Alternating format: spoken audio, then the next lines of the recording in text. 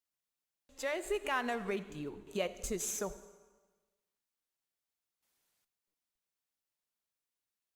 Jersey Ghana Radio, yet to so.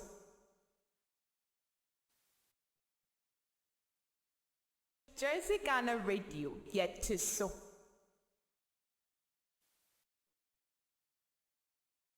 Jersey Ghana Radio, yet to so.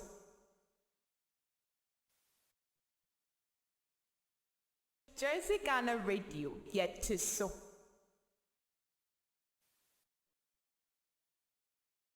Jersey Ghana Radio, yet to so.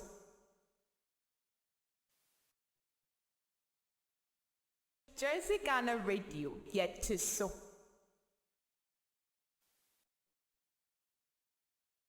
Jersey Ghana Radio, yet to so.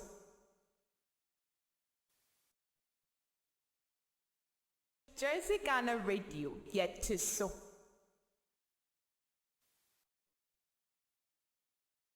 Jersey Ghana Radio, yet to so.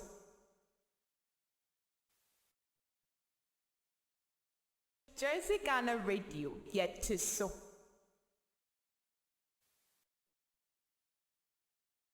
Jersey Ghana Radio, yet to so.